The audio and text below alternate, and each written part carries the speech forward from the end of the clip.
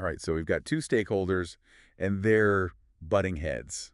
Seems like they have different visions for this project, which is, yeah, that's going to cause some problems if we don't sort it out. Luckily, we've got the PMBO guide and a whole lot more to help us get everyone back on the same page. It's funny how often these kinds of conflicts come down to that one word, scope. Scope, yeah. Hmm. You'd think it'd be simple, but But everyone's got their own idea of what it means, what it includes. exactly. Are we talking about just the end product itself or like every single step it takes to get there? And that's where the PMBOK guide comes in handy. It makes a distinction between what it calls product scope and then project scope. Okay, I'm intrigued. Break it down for us. So think of product scope as the what. What are the features, the functions, the nuts and bolts of the thing we're building? Like, if this was a fighter jet project, the product scope is all about the navigation system, the weapons, all those specifics. Okay, so that's like the tangible deliverable, the end result. Exactly. Now, project scope, that's more the how. It's all the work, all the tasks needed to make that fighter jet a reality. So not just assembling it, but the design, testing, maybe even building the hangar it's going to sit in. You got it. Everything that takes us from a concept on paper to a jet ready to take off. Now it makes sense why our stakeholders might be clashing. One's focused on the fancy gadgets, the other's worried about pilot training and maintenance down the line. It's two totally different worlds. And you mentioned your stakeholders having different visions. So to help them see eye to eye, we need to figure out, is this disagreement about the features of what you're delivering or the activities it takes to get there? That's such a good point. Figuring that out right away will probably clear up half the confusion. Yeah. But let's say we know if it's a what or a how issue, how do we figure out the root of why they're on different pages to begin with? Time to put on our detective hats.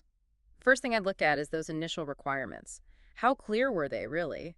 Sometimes, a vague project charter or maybe a missing requirements traceability matrix, that's all it takes to set things off on the wrong foot. Oh yeah, I've been there. I was working on this website redesign once, and we just assumed the client servers could handle this super complex animation we'd designed. Turns out, nope, not even close. We had to redo so much, and the whole project got delayed because of it. Classic example of assumptions gone wild. Writing them down, documenting them, it's like creating this shared reality check. We see what we think we know versus what needs more digging. Totally. And sometimes it's not even assumptions. It's just straight up miscommunication. Someone misses a crucial email, a decision doesn't get recorded properly, and suddenly everyone's working from a different script. Oh, absolutely. A communication breakdown can snowball so fast into a full-blown scope clash. Right. It's like playing a game of telephone, but with project deliverables.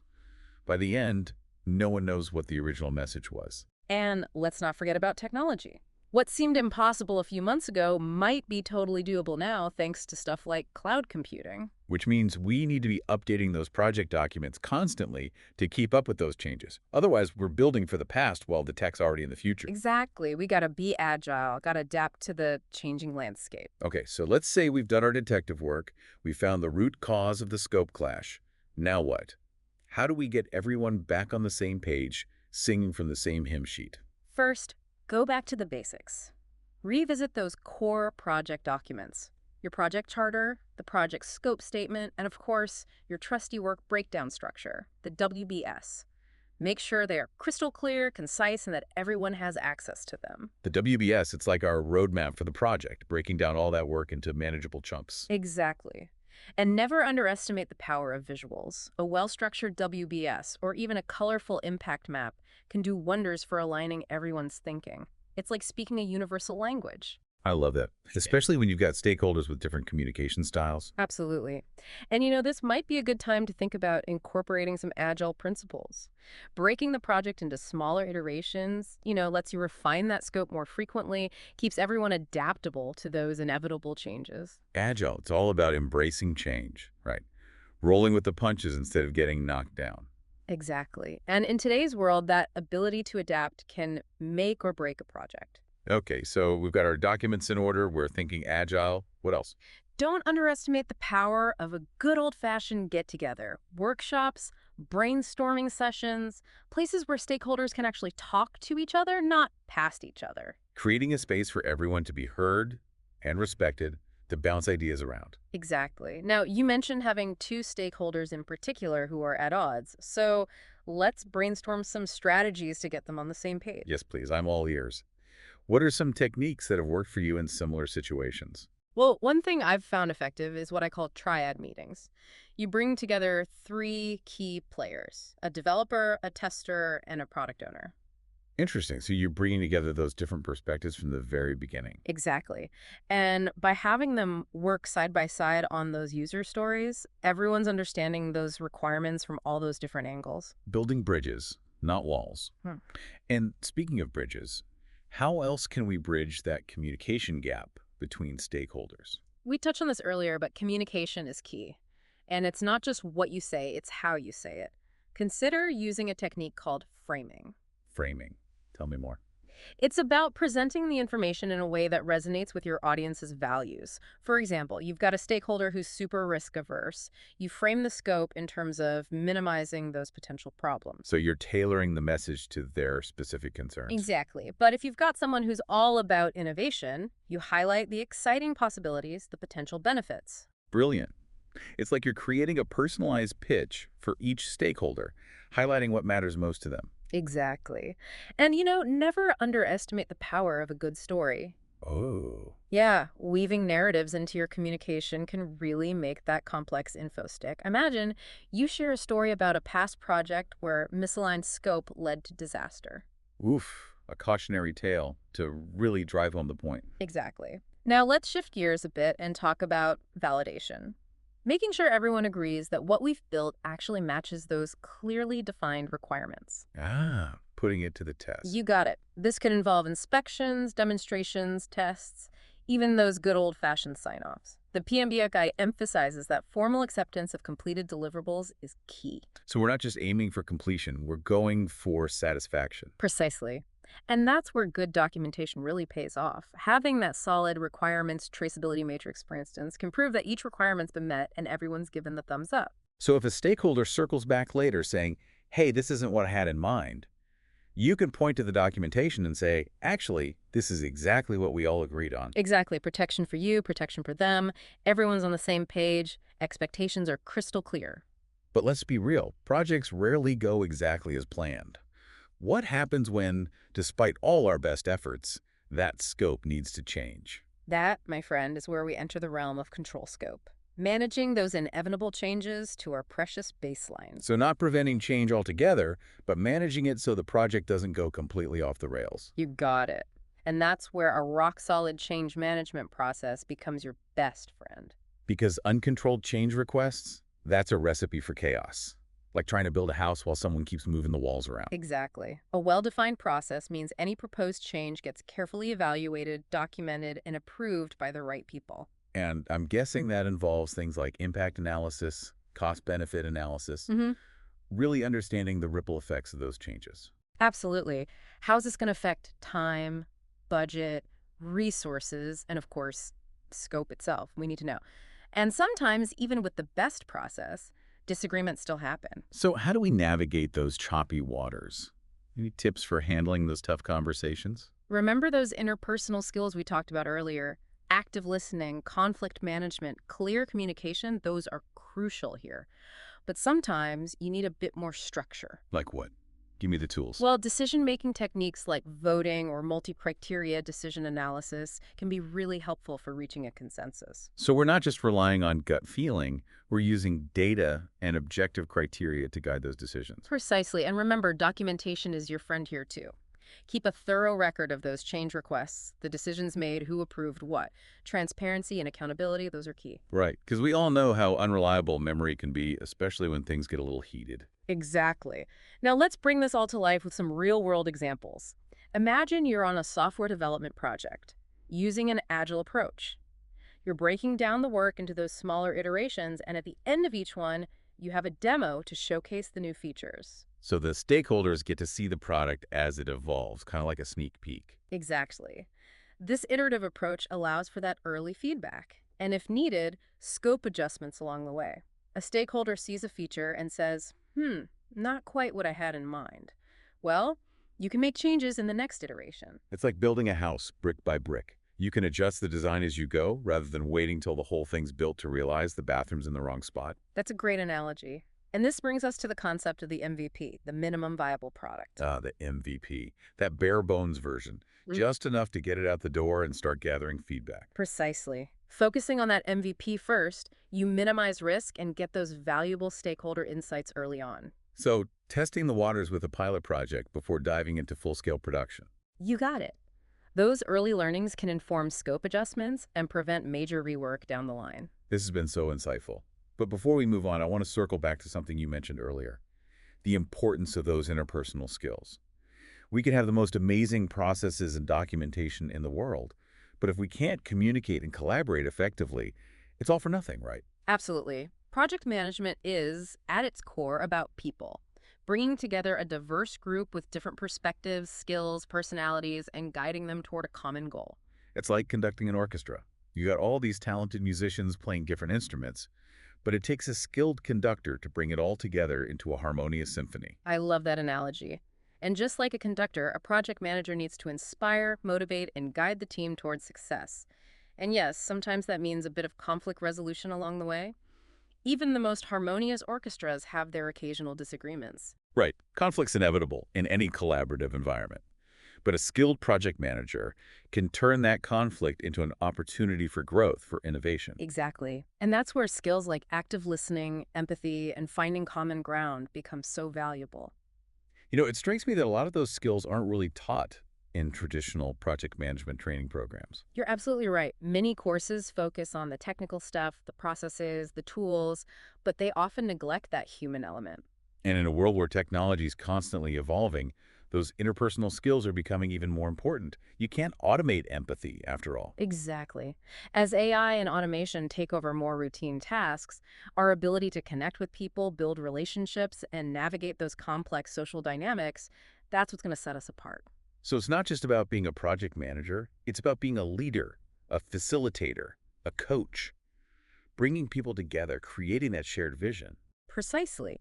And that's what makes a truly exceptional project manager, someone who can bridge those gaps, build those connections, and ultimately lead the team to success. Wow, this has been incredible. It's clear that building shared understanding is about so much more than just ticking boxes and following processes. It's about fostering a culture of collaboration, communication, and respect. But before we get too carried away, let's give our listener a chance to process all this amazing info. We'll be right back to explore this even further. Welcome back. Before the break, we were talking about how, at the end of the day, project management is all about people, those soft skills, the evolving nature of project teams, and how it all comes back to making sure everyone's on the same page about the scope. Yeah, it was fascinating to think about that side of things. We get so caught up in the technical stuff, the processes, that we forget about the human element, the people involved. It's so easy to do. We focus on the tools, the documentation, but really it's the relationships, the communication, the shared vision. That's what determines if a project truly succeeds. And, speaking of shared vision, we were talking about how organizational culture can either help or hurt that shared understanding. It's like the foundation, the ground, everything else is built on. It really is. You've got a company culture that's all siloed, departments working in isolation, hoarding information. Good luck getting everyone aligned on anything. It'd be like trying to build a house where each contractor has their own set of blueprints and refuses to share. Chaos. Total disaster waiting to happen. Right. But if the culture is all about transparency, collaboration, everyone's communicating openly, then aligning on the scope becomes so much smoother. Absolutely. It's like everyone's working from the same blueprint. Everyone can contribute. Everyone understands the big picture. And that's where a leadership style like servant leadership really shines. Leaders who empower their teams, encourage collaboration, they create that fertile ground where shared understanding can thrive. And it's interesting how that connects back to the agile approach we talked about earlier. Mm. Seems like agile methodologies and servant leadership, they go hand in hand. They really do. Agile's all about collaboration, being adaptable, constantly improving, and that aligns perfectly with the values of a servant leader. It's creating an environment where everyone feels like they can contribute, where learning and growing is encouraged. So if a company wants to build that culture of shared understanding, maybe adopting some agile principles is a good place to start. It's like providing that framework for communication, collaboration, transparency. I completely agree. And the great thing about Agile is it's not just for software development. Those principles can be applied to any project where getting everyone on the same page is critical. That's a powerful takeaway for sure. So thinking practically, what are some concrete actions a project manager can take to actually promote this shared understanding, both within their team and with stakeholders? One technique I'm a big fan of is regular check-in meetings with stakeholders. They don't have to be formal, super long, just a chance to touch base, see how things are progressing, address any questions or worries people might have. Like taking the temperature of the project, making sure everyone's still aligned? Exactly. And during those check-ins, really encourage open and honest communication. Create a safe space where people feel comfortable speaking their minds, sharing concerns without fear of judgment. I love that. Building trust, rapport, making sure everyone feels heard and valued. Exactly. And don't underestimate the power of just truly listening. When a stakeholder's talking, really listen to what they're saying. Not just the words, but their tone, their body language, the whole message. Going beyond just hearing to actually understanding, picking up on the emotions, the needs behind the words. Exactly. And once you've listened, take a moment to paraphrase what you heard, just to make sure you understand correctly. It shows respect, shows you're taking their inputs seriously. It's amazing how such a small thing, paraphrasing, can go such a long way in building that trust and rapport. It really can. Now, in addition to those regular check-ins, visual aids can be super helpful for communicating project information. Mm. Like we talked about, visuals can cut through complexity, align Oh perspectives. yeah, those colorful impact maps would be perfect for that. Exactly. And you can use other tools too. Gantt charts, Kanban boards, even just sketches on a whiteboard. Illustrate the progress, dependencies, potential risks. It's like giving everyone a shared visual language. So everyone's seeing the big picture, how all the pieces fit together. Exactly. And of course, don't forget the importance of documentation. Keep a clear record of those key decisions, agreements, any changes made to the scope. That documentation becomes your single source of truth, helps prevent those he said, she said situations later on. Like a project diary, capturing how the scope evolved, why decisions were made. Precisely. And make that documentation easily accessible, a cloud-based platform where everyone can see it, comment, collaborate. A virtual project hub, everyone's in the loop, everyone can contribute their insights. Exactly. And speaking of collaboration, encourage your team to work together, share their knowledge, foster a culture of continuous learning where people feel comfortable asking questions, challenging assumptions. A learning organization where knowledge flows freely, everyone's constantly growing and getting better. Exactly. And this brings us back to those interpersonal skills. Encourage your team members to develop those communication skills, conflict resolution, emotional intelligence. Because like we said, it all comes back to the people, right? Absolutely. Technical skills, processes, those are important, but the human element, that's the heart of project success. When you create that culture of shared understanding, open communication, collaborative problem solving, that's when the magic happens. This has been so insightful. We've explored so much, from the nitty-gritty of scope management to the broader aspects of culture, leadership, even individual mindsets. But before we wrap up, I want to touch on something that's often overlooked, and that's the role of the individual's mindset. Ah, yes, the power of perspective. Yeah. Sometimes just a small shift in how we think can turn a challenging situation into a chance to grow. Exactly. So how can individuals cultivate a mindset that's all about collaboration, adaptability, embracing change? One key is fostering what's called a growth mindset. It's about seeing challenges as opportunities to learn and develop, not as threats or setbacks. Seeing those obstacles as stepping stones, a chance to level up. Precisely. And people with a growth mindset, they tend to be more open to new ideas, feedback, different perspectives. They're not afraid to ask questions, admit they don't know something, seek help when they need it. Embracing humility, recognizing that we're all constantly learning and growing. Exactly. And this ties into the concept of psychological safety within teams. When team members feel safe to speak up, share ideas, even make mistakes without fear of being judged or punished, that's when they do their best work, collaborate most effectively. Creating an environment where vulnerability isn't a weakness, it's a strength. Precisely. And that feeling of psychological safety, it leads to more open communication, which is the cornerstone of shared understanding. This is such a powerful concept. It's clear that having a growth mindset and fostering psychological safety, these are essential for both individuals and teams to thrive in today's world with all its complexity and constant change. Absolutely. And these mindsets, they're not set in stone. You can develop them, nurture them through conscious effort and practice. This has been such an amazing conversation. We've covered so much ground, from the technical aspects of scope management to the impact of organizational culture, leadership, and even individual mindsets. But before we go too far, let's take a quick pause to let all this information sink in. We'll be back in a moment to wrap up this insightful deep dive. Welcome back. We were just talking about individual mindsets, how cultivating that growth mindset and psychological safety can really make a difference for teams. And, those individual mindsets, they're shaped by the overall culture of the organization. So it's kind of a two-way street, right? If the company values transparency, learning from mistakes, that filters down to how projects are run. Totally. It's like, is the company afraid of failure, or do they see it as a chance to learn and get better? That attitude's going to impact everything, how they assess risk, how they deal with scope changes. Exactly. In a culture where everyone's scared to make a mistake, people might not speak up about potential scope creep. They don't want to be the bearer of bad news, get blamed if things go wrong. But in a culture that embraces learning, adapting, those early warnings become valuable. It's a chance to course correct before things get out of hand. Exactly. And by addressing those issues head on, you build trust, you strengthen those relationships. It creates this positive cycle where everyone feels more confident, more empowered to contribute. Which brings us back to that core idea of shared understanding. If everyone feels safe to voice their concerns, their perspectives, you're way more likely to spot those potential problems early on, prevent them from turning into major headaches. Absolutely. It's all connected. The Yeah. culture, the mindsets, the communication, it all feeds into creating that shared understanding. Okay, so we've covered a ton of ground today. We talked about managing scope, the importance of communication and collaboration, even individual mindsets.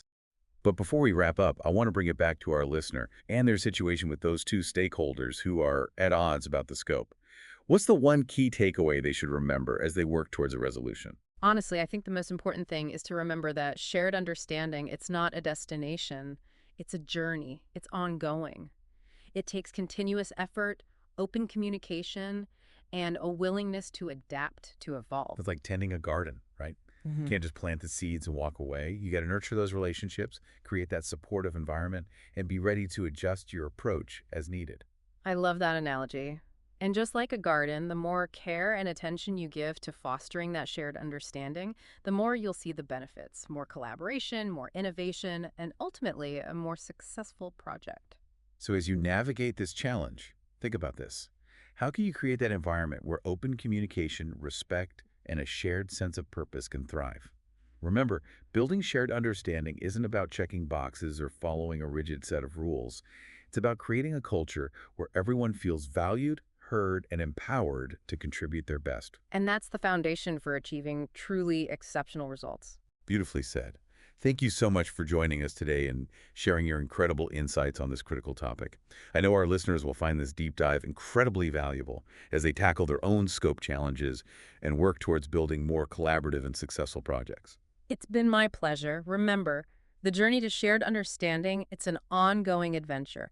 Embrace the challenges, celebrate the successes, and never stop learning and growing. That's fantastic advice. And to our listeners, we wish you all the best in your project endeavors. You got this.